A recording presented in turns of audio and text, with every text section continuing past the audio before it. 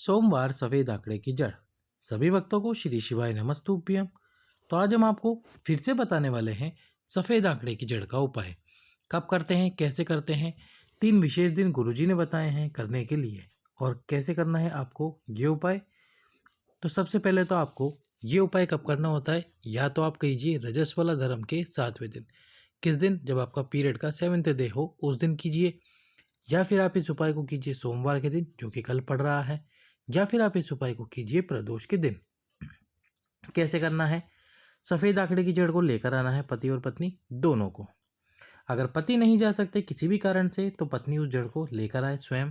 भगवान शंकर के शिवलिंग पर से दोनों में से कोई भी एक इस उपाय को कर सकते हैं। अगर दोनों शिव मंदिर गए हैं तो कोई भी एक जना उपाय को करे। दक्षिण दिशा में खड़े होइए और सबसे पहले उस जड़ को जब आप भगवान शंकर के शिवलिंग पे से घुमाएंगे, तो आप घुमाते समय यहाँ उस जड़ को रखें इस जगह पे, और यहाँ से घड़ी की दिशा में उस जड़ को घुमाना शुरू करें। शिवलिंग पे से कुल 21 बार उस जड़ को घुमाएं और 21 बार भगवान शंकर का तुम्रुकेश्वर महादेव का नाम लें। कौन से महादेव? तुम्रुकेश्वर महादेव का नाम लें। और फिर उस जड़ को लाल धागे में, लाल कपड़े में लपेटकर माताएं बहनें अपनी कमर में बांध लें। कम से कम 3 महीना उस जड़ को अपनी कमर में बांध कर रखें। इसके साथ ही आपको करना है एक और उपाय। पीपल के पत्ते को भगवान शंकर के शिवलिंग पे समर्पित करें अवधूतेश्वर महादेव के नाम से, और 5 मिनट बाद उस पीपल के पत्ते को उठा लीजिए। उसको गाय के दूध में उबालिए, और गाय का दूध पति और पत्नी रात्रि को जब सोएं तब पीकर सोएं।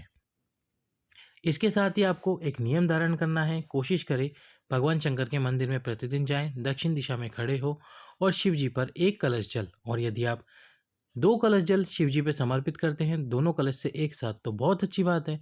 2 कलश जल या 1 कलश जल जरूर समर्पित करें शिव जी पर तुम्रुकेश्वर महादेव का नाम लेकर। 1 बेलपत्र जरूर समर्पित करें प्रतिदिन भगवान शंकर पे।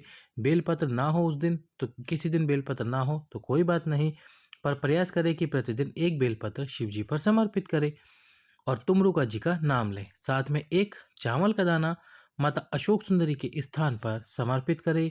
भगवान शंकर के तुम्रुकेश्वर महादेव का नाम लेते हुए चावल का दाना समर्पित करें और अपनी कामना बोले। इस प्रकार से यदि आप 3 महीने तक इस जड़ को बांध कर रखते हैं और ये उपाय प्रतिदिन करते हैं, तो बाबा की कृपा आपके ऊपर हो सकती है और आपकी जो संतान प्राप्ति की कामना है वह पूर्ण हो सकती है। सभी भक्तों को श्री शिवाय नमस्तुभ्यम। हर हर